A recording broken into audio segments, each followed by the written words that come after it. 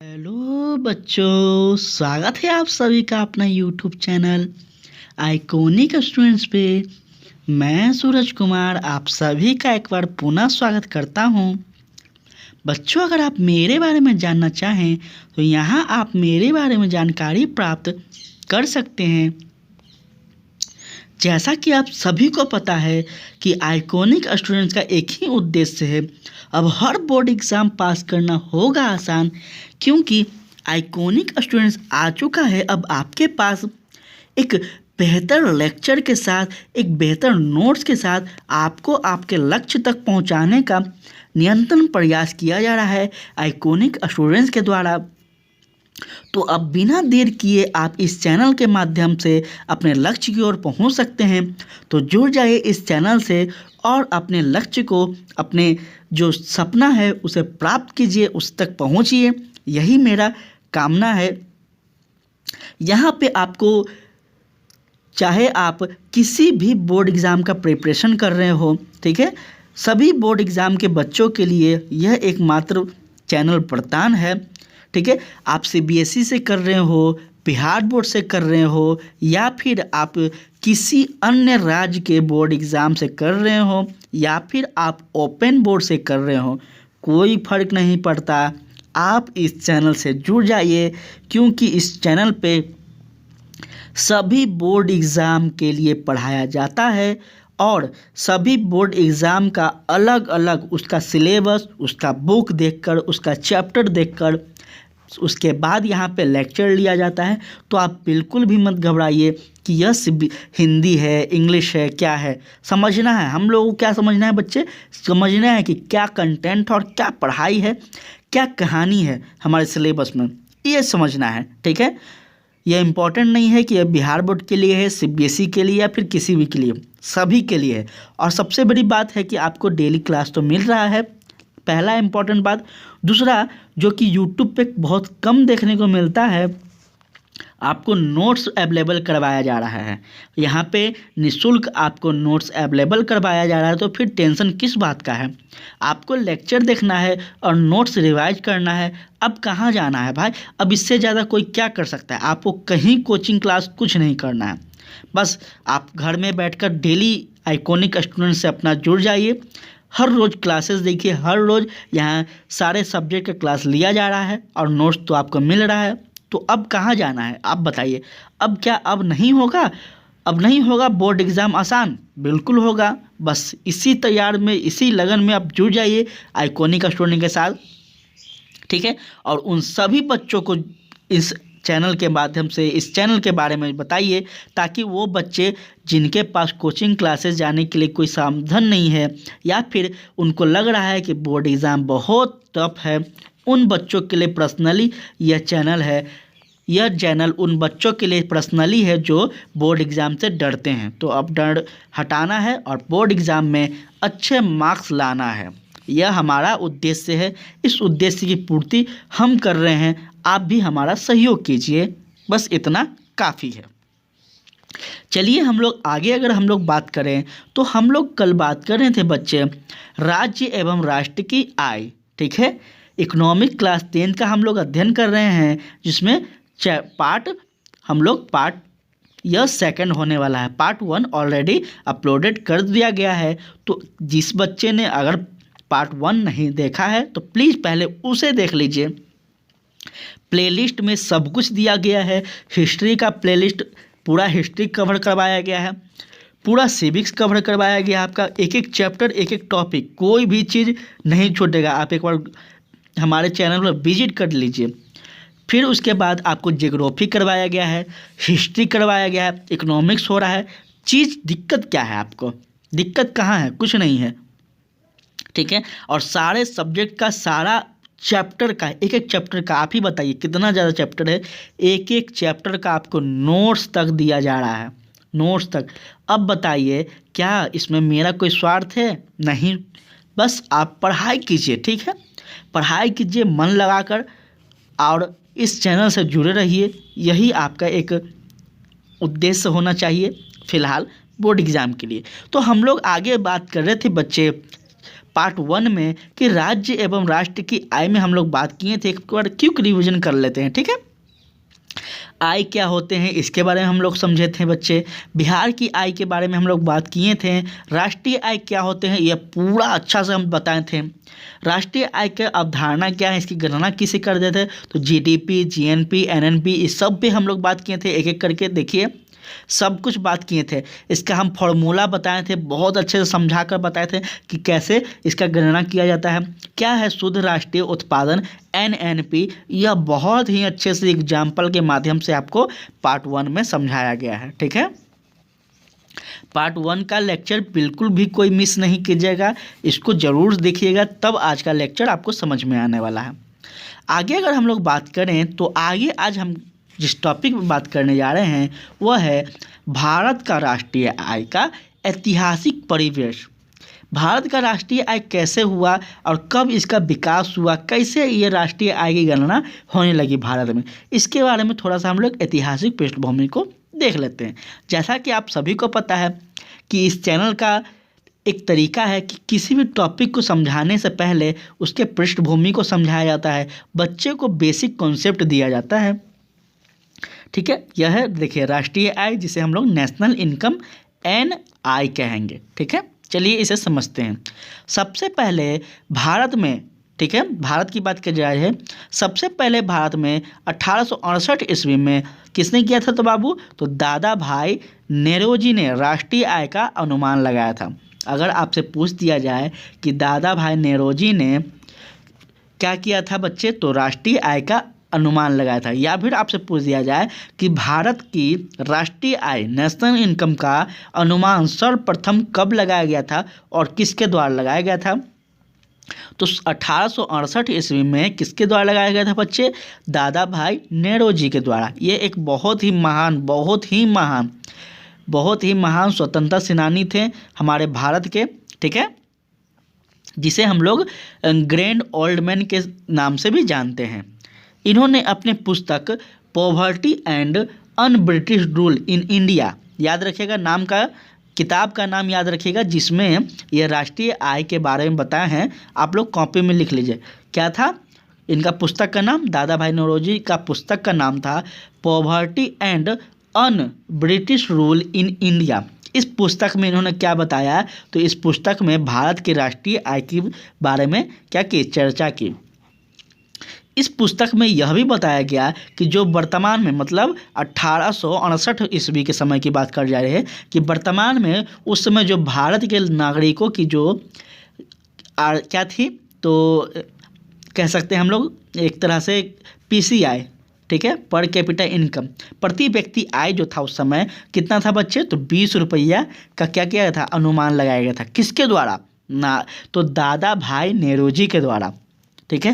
पूरा हम आपको एकदम समझा रहे हैं, ये बहुत मतलब हाई लेवल में पढ़ाई होता है, लेकिन आपको बोर्ड एग्ज़ाम के पर्पज़ से नहीं, हम ये पर्पज़ से पढ़ा रहे हैं कि आप जो भी पढ़ें कॉन्सेप्ट क्लियर रहो उस टॉपिक पे। अगर इस टॉपिक पे आपसे कोई चर्चा कर ले तो आप इसका पूरा तरह से जवाब दे पाएँ, हम इस पर्पज़ से पढ़ा रहे हैं, समझ लीजिएगा बच्चा, ठीक है। देखिए यहाँ पे दिया गया है क्या है, 20 रुपये का क्या गया था, अनुमान लगाया गया था, ठीक है। उसके बाद 1948 से 1949 के समय देश की कुल राष्ट्रीय आय कितना था, तो 8,650 करोड़ थी, तथा प्रति व्यक्ति आय कितना था, तो प्रति व्यक्ति आय 246.9 रुपया था। कितना था, चलिए ठीक है। ये कब की अनुमान लगाई गई है, तो 1948 से 49 के बाद, मतलब स्वतंत्र भारत के बाद। यह कब का अनुमान था, तो यह जब ब्रिटिश राज कर रहे थे हमारे देश में तभी अनुमान लगाया गया था। लेकिन यह जो सेकंड वाला है, यह हमारा जब भारत स्वतंत्र हो चुका था उसके बाद की बात कर रहा है। आगे है 1954 में राष्ट्रीय आंकड़ों का संकलन करने के लिए एक सरकार ने केंद्रीय सांख्यिकी संगठन की स्थापना की। क्या की बच्चे, केंद्रीय सांख्यिकी संगठन। क्या इसको इंग्लिश में अगर किसी को बच्चों को लिखना होगा तो प्लीज़ लिख लीजिएगा आप, इसके बारे में हम बात कर रहे हैं,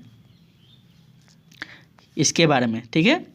केंद्रीय सांख्यिकी संगठन, क्या किया गया, इसका काम क्या था, तो 1954 ईस्वी में राष्ट्रीय आंकड़ों का संकलन करने के लिए इसका क्या किया गया था, भारत सरकार के द्वारा इसका संगठन का गठन किया गया था, स्थापना किया गया था।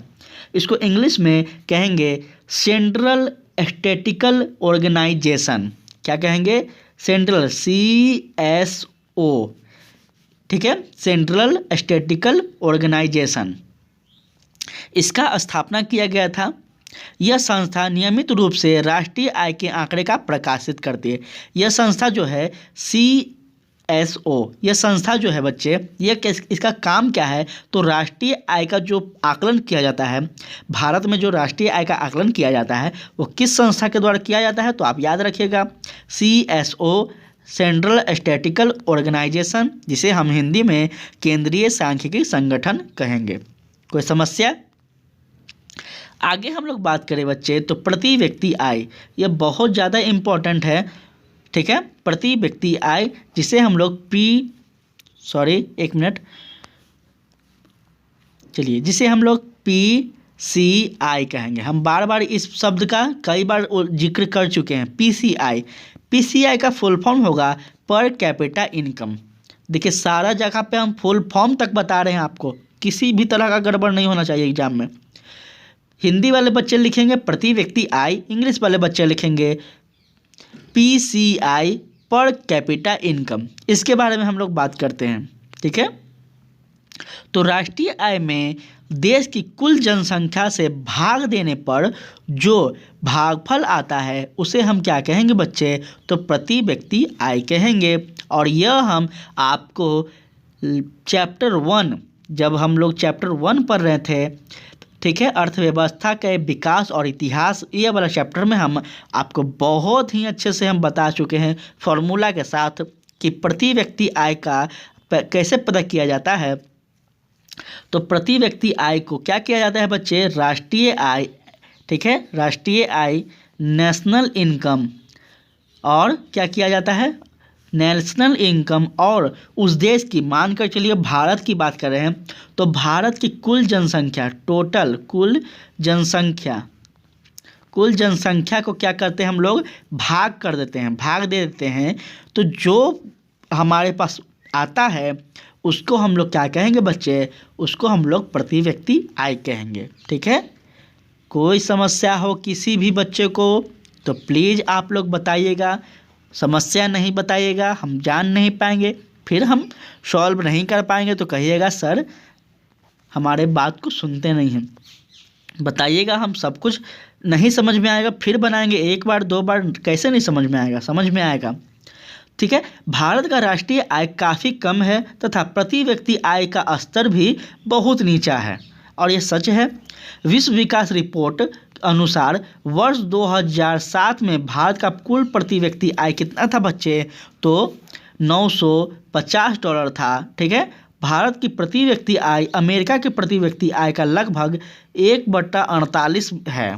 देखिए कितना ज़्यादा डिफरेंस है, 1/48 की बात की जा रही है, 1/48। तभी तो हमारा देश पीछे है, हमारा देश का नागरिक पीछे है। अमेरिका डेवलप है, चाइना डेवलप है, क्यों डेवलप है भाई?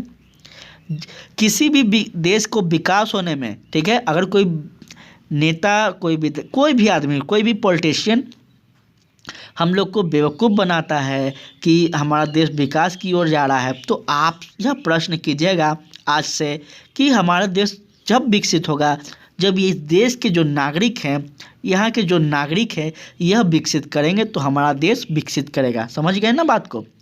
जब हम और आप जब अमीर हो जाएंगे, हम और आप जब पैसा हमारे पास होगा, तो भाई जाहिर सी बात है ना कि हमारा देश अपने आप विकसित होगा। यहाँ पे अपने आप एक से एक चीज़ टेक्नोलॉजी आने लगेंगी, एक से तरह तरह के मशीनें आने लगेंगी।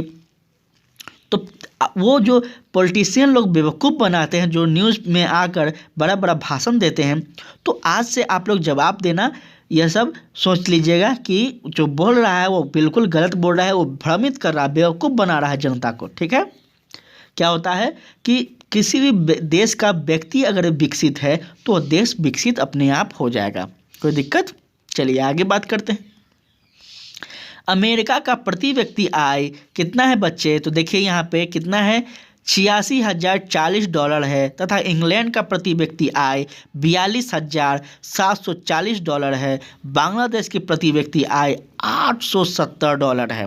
ठीक है, ये सब आंकड़ा याद रखिएगा। अगर आपसे एग्ज़ाम में पूछ लिया जाए, इम्पॉर्टेंट फॉर MCQ, सबसे इम्पॉर्टेंट है आपके लिए MCQ, क्योंकि 100 MCQ रहेगा बच्चे, उसमें से आपको 15 सही करना है, तो आसान नहीं होगा। हम बार बार बता रहे हैं आपको। अब है आपके सामने कि विकास में राष्ट्रीय एवं प्रति व्यक्ति आय का क्या योगदान है। बहुत इम्पोर्टेंट टॉपिक है, अभी हम जो कि बात कर रहे थे 2 मिनट पहले। किसी भी राष्ट्र की संपन्नता, ठीक है, संपन्न का मतलब हुआ एक अच्छा, संपन्न देश किसे, हम क्या कह सकते हैं कि हम अपने आप में संपन्न हैं, मतलब हमारे पास सभी तरह का सुविधाएं हैं, तो हम संपन्न कहेंगे। ठीक है ना। तो किसी भी राष्ट्र का मतलब होता है देश, किसी भी राष्ट्र या फिर किसी भी देश की संपन्नता क्या है, अथवा विविधता वहाँ के लोगों के प्रति आय या संयुक्त रूप से सभी व्यक्तियों के आय की योग, जिसे राष्ट्रीय आय कहते हैं। हम अभी 1 मिनट पहले आपको 2 मिनट पहले क्या समझाए, यही ना समझाए कि किसी भी देश की संपन्नता मतलब उस देश का विकास, उस देश का डेवलपमेंट क्या कहलाएगा, प्रति व्यक्ति आय, मतलब उस देश के लोगों द्वारा जो विकसित होंगे वो अपने आप क्या कहलाएगा, राष्ट्रीय आय में बढ़ोतरी कहलाएगा। ठीक है,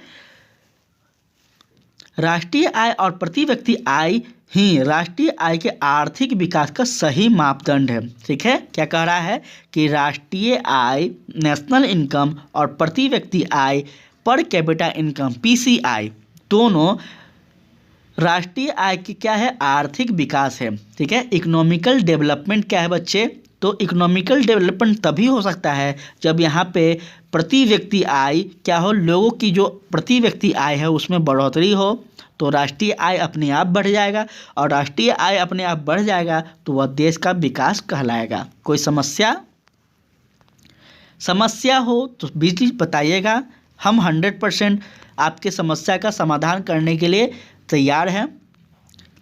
चलिए, बिना उत्पादन को बढ़ाए लोगों की आय में वृद्धि नहीं हो सकती और ना ही आर्थिक विकास हो सकता है। देखिए क्या बोल रहा है कि बिना उत्पादन को अगर उत्पादन ही नहीं होगा, ठीक है, किसी भी चीज़ का उत्पादन नहीं होगा तो क्या होगा, वहाँ का वृद्धि नहीं होगा, बढ़ाए लोगों की आय में वृद्धि नहीं हो। अब लोग क्या है, लोग जो हैं हमारे देश के नागरिक हैं, हम हैं, आप हैं, कोई भी हो, तो जो आय प्राप्त कर रहे हैं तो किसी न किसी जगह पे अपने अपने योगदान दे रहे हैं। ठीक है, किसी न किसी क्षेत्र में अपना योगदान दे रहे हैं ना, चाहे वो सेवा क्षेत्र में हो या फिर किसी भी क्षेत्र में हो, योगदान दे रहे हैं। तो उस क्षेत्र में जो भी उत्पादन हो रहा है, उस क्षेत्र में जो भी कहीं ना कहीं उत्पादन हो रहा है, उस उत्पादन में हमारा आपका सबका योगदान है। तो जब उत्पादन में कमी हो रहेगी, उत्पादन बढ़ेंगे नहीं, तो हमारा इनकम कैसे बढ़ेगा बच्चे। क्या हो रहा है कि जब हमारे इस चैनल पे जब अधिक बच्चा नहीं देखेंगे, अधिक बच्चा हमारे इस चैनल पे नहीं आएंगे, तो क्या मेरा इस चैनल ग्रोथ हो पाएगा, नहीं हो पाएगा। अगर ये चैनल ग्रोथ नहीं हो पाएगा तो क्या मेरा इनकम ग्रोथ हो पाएगा, नहीं हो पाएगा। तो यही समझाने का यहाँ प्रयास किया जा रहा है कि जब तक उस देश का उत्पादन को बढ़ाया नहीं जाएगा तब तक वहाँ के लोगों की आय नहीं बढ़ेगी। ठीक है, ना ही आर्थिक विकास हो सकता है। अब लोगों की आय नहीं बढ़ेगा तो आर्थिक विकास तो ऐसे भी संभव नहीं है। राष्ट्रीय आय एवं प्रति व्यक्ति आय में परिवर्तन होने से इसका प्रभाव लोगों के जीवन स्तर पर पड़ता है। यह बिल्कुल सच बात बोल रहा है कि राष्ट्रीय आय एवं प्रति व्यक्ति आय में परिवर्तन होने पर क्या पड़ता है बच्चे, तो लोगों के प्रभाव पड़ता है, लोगों के जीवन पर बिल्कुल पड़ता है। अगर प्रति व्यक्ति आय में परिवर्तन होगा, नेशनल इनकम में परिवर्तन होगा, राष्ट्रीय आय में, तो लोगों के जीवन पर तो पड़ेगा ही ना। ठीक है, क्योंकि राष्ट्रीय आय क्या है, हमारे देश का जो भी उत्पादन है वो राष्ट्रीय आय कहलाएगा, और उत्पादन नहीं होगा तो प्रति व्यक्ति आय नहीं बढ़ेगा। बात को समझिएगा, हम बात समझाना चाह रहे हैं आपको सीधा सीधी। आगे अगर हम लोग बात करें तो जिस अनुपात में राष्ट्रीय आय में वृद्धि होती है, यदि उसी अनुपातित में यदि जनसंख्या में वृद्धि हो रही है तो समाज का आर्थिक विकास नहीं बढ़ सकता है। बहुत इम्पोर्टेंट है, काफ़ी ज़्यादा इम्पोर्टेंट है। हम समझाते हैं आपको एग्जाम्पल से, रुकिए।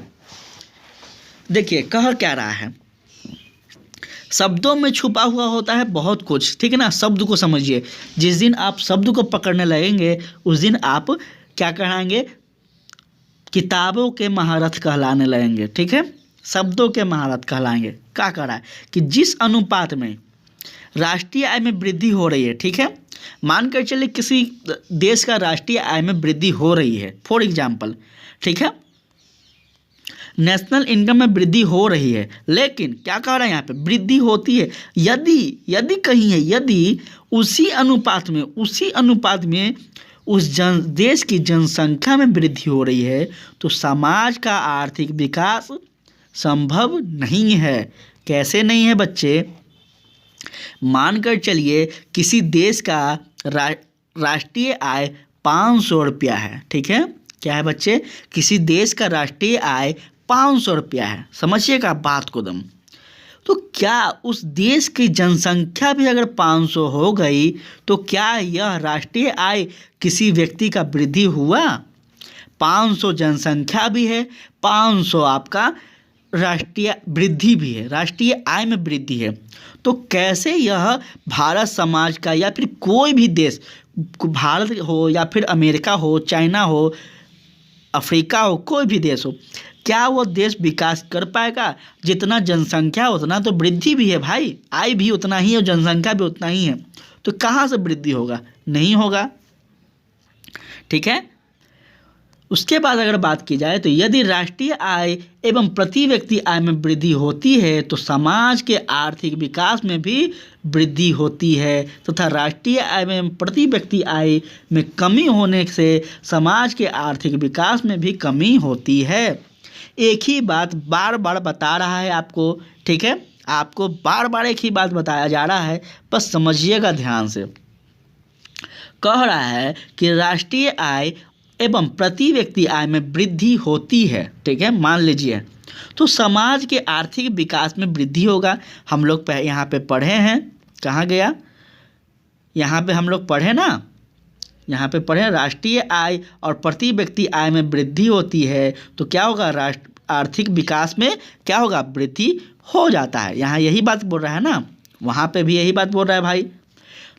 हम वहाँ आपको समझाएं कि अगर किसी व्यक्ति का इनकम बढ़ गया तो वहाँ का भी उत्पादन भी बढ़ा होगा, उत्पादन बढ़ा तभी तो इनकम भी बढ़ा भाई, और जब इनकम बढ़ा, उत्पादन बढ़ा तो उस देश का क्या बढ़ गया, उस देश का आर्थिक विकास, इकोनॉमिकल डेवलपमेंट हो गया, ठीक है। यहाँ तक कोई दिक्कत किसी को? थर्ड लाइन है,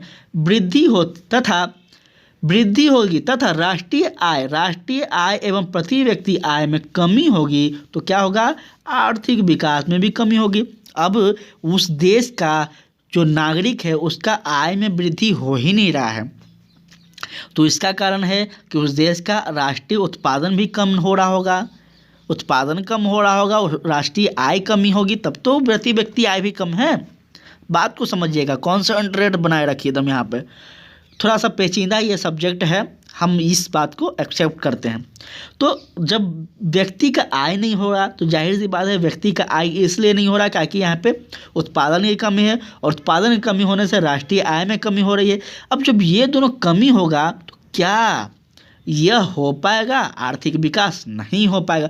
जब यहाँ कमी है तो उस देश का विकास कैसे हो पाएगा बच्चे, नहीं हो पाएगा ना। चलिए, तो आज हम लोग पूरे तरह से समझ गए किस किस चीज़ को आज हम लोग पॉइंट को कवर किए हैं। तो सबसे ज़्यादा हम लोग आज समझे हैं, तो पहले हम लोग इस चैप्टर में क्या क्या पढ़े हैं उस पर बात करते हैं। तो आय क्या है इसके बारे में हम लोग समझें, ठीक है। हम लोग जीडीपी समझे हैं, जीडीपी हम लोग समझें, और क्या समझें, जीडीपी हम लोग समझें, और क्या समझें, तो और हम लोग समझे हैं आपको जीएनपी समझे हैं, एनएनपी समझे हैं, सब कुछ समझे हैं, एनआई समझे हैं, ठीक है, नेशनल राष्ट्रीय आय समझे हैं ना, ठीक है। उसके बाद क्या समझे हैं, पीसीआई, प्रति व्यक्ति आय, पर कैपिटा इनकम, इस सभी चीज़ हम लोग समझ चुके हैं ना। यहाँ पे कोई किसी को दिक्कत, कोई दिक्कत बोलिए। सब कुछ हम बार बार समझाएं, एकदम आराम से समझाएं, कोई दिक्कत होगा तो आप लोग बताइएगा। तो आपका जो ये चैप्टर है, एक मिनट, जो आपका यह चैप्टर है कहाँ गया, एक सेकंड रुक जाइएगा बच्चे।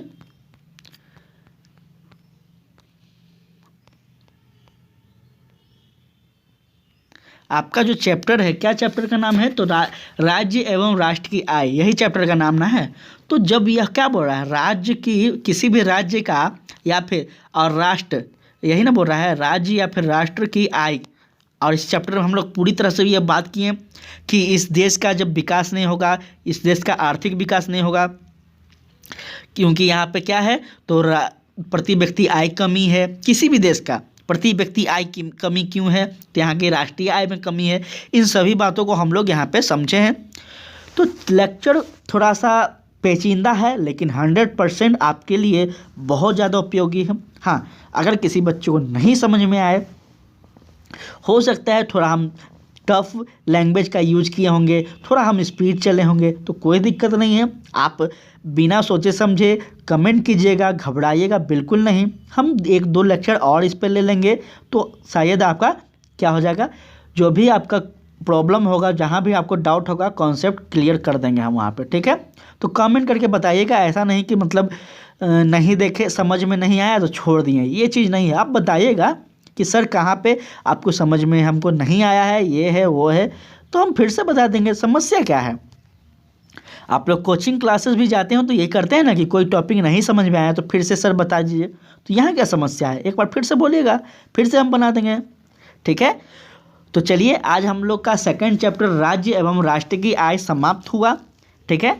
किसी भी बच्चे को अगर इसमें कोई डाउट है तो आप लोग कमेंट कर बताइएगा। हाँ, चैनल को अभी तक सब्सक्राइब नहीं किए हैं तो प्लीज़ आप लोग सब्सक्राइब ज़रूर कर दीजिए और बेल आइकन दबाना बिल्कुल भी मत भूलिए, क्योंकि यहाँ हर रोज़ डेली, जब तक आपका सिलेबस समाप्त नहीं हो जाए, जब तक आपका एग्ज़ामिनेशन समाप्त नहीं हो जाए, यहाँ हर रोज़ आपका एग्ज़ाम से कुछ ना कुछ जुड़ा हुआ चीज़ आपको मिलते रहेगा। इसलिए आप बेल आइकन को और सब्सक्राइब करना ना भूलें, ताकि आपको नोटिफिकेशन मिलता रहे। और उन सभी बच्चों को बताइए जो एग्ज़ाम के तैयारी कर रहे हैं, जो बोर्ड एग्ज़ामिनेशन का प्रिपरेशन कर रहे हैं, उनको डर लगता है बोर्ड एग्ज़ाम से, तो इस चैनल के बारे में ज़रूर बताइए, क्योंकि यहाँ पे कॉन्सेप्ट क्लियर पढ़ाई दी जाती है।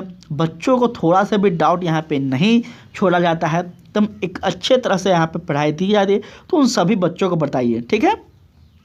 व्हाट्सअप, फेसबुक, इंस्टा, आप लोग जो कुछ भी यूज करते हैं उन सभी जगह पे इस चैनल के लिंक को शेयर कीजिए, इस चैनल के बारे में स्टोरीज लगाइए, ताकि सब कोई देख सकें, लोग ज़्यादा से ज़्यादा इस चैनल को देख सकें। इस चैनल का यही उद्देश्य है, ठीक है। और आपको नोट्स टेलीग्राम पे मिल जाएगा, आप वहाँ पे ज्वाइन कर लीजिए, ठीक है बच्चे। तो पढ़ते रहिए, मुस्कुराते रहिए, नोट्स रिवाइज करते रहिए, लेक्चर देखते रहिए। कोई दिक्कत हो तो बताइए, हम लोग अगले सेशन में मिलेंगे कोई नए टॉपिक के साथ। तब तक के लिए हंसते रहिए, मुस्कुराते रहिए। जय हिंद, जय भारत।